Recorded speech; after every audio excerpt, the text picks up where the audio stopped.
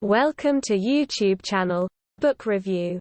Before we start the review, subscribe to the channel and press the bell icon for more interesting book reviews. In this video we will talk about the play by Julius Caesar, the immortal author of Shakespeare.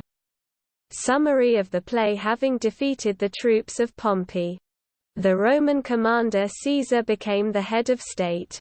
Cassius and Brutus led a conspiracy against Caesar. Caesar's wife was frightened by bad omens, repeatedly warned of the danger. During a meeting of the Senate, Caesar was assassinated. After the flight of the conspirators, Caesar's adopted son Octavius arrived in Rome. Together with Antony, they began to prepare for war against the troops of Brutus and Cassius. Caesar returns from the civil war, 49–45 BC. He performs in an open square with his wife Calpurnia, Mark Antony, Marcus Brutus, Haim Cassia and others. The clairvoyant informs Caesar that he must beware of the Ides of March, but Caesar does not attach any importance to this. Brutus and Cassius are discussing the issue of kingship. The people want to make Caesar emperor. When Cassius learns that the senators are going to proclaim Caesar as emperor, he claims that he has organized a conspiracy against Caesar. A devoted friend of Julius, Brutus, also joins the conspiracy. The conspirators decide to kill Caesar the next day. Brutus is at the head of the conspiracy. He decides not to touch Antony. Calpurnia is tormented by nightmares in which she sees the murder of Caesar 3 times. She asks her husband not to leave the house. The augurs also ask Caesar to stay at home, and he succumbs to Calpurnia's persuasion. But the conspirator Decius convinces him. On the way to the capital, Artemis gives him a letter warning of a conspiracy, but Caesar sends the man back. In the capital, Cassius strikes first with his dagger, followed by others, and finally Brutus. Caesar dies with the words, "And you, Brutus." The conspirators stain their hands in his blood.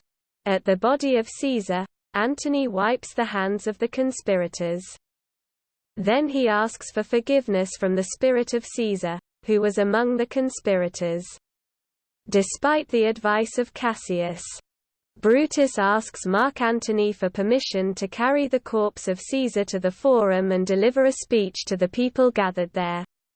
After Brutus's opening words, the people shout that Caesar was a tyrant and approve of the assassination.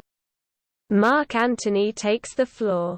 He reminds the crowd that Caesar rejected the crown offered by the people 3 times, and shows Caesar's bloodied toga and body. Mark Antony eventually manages to convince the people to raise an uprising against the conspirators. Brutus and Cassius flee from Rome. In his home, Mark Antony meets with Octavian and Mark Lepidus, who now rule Rome. They agree on which of the enemies to eliminate. News arrives that Brutus and Cassius have raised an army. In a field camp near Sardis, a conflict occurs between Brutus and Cassius, but then they reconcile again. Luck turns away from Brutus. He is informed that Rome will not spare any of the conspirators. In addition, he learns about the suicide of his wife Portia.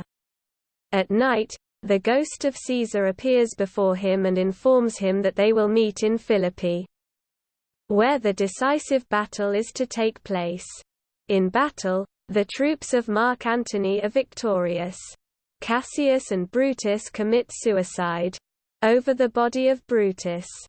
Mark Antony holds a fiery speech in which he calls him the only selfless conspirator. If you liked the review of this play, please like it, and if you didn't like it, put a bold dislike. Thanks for listening.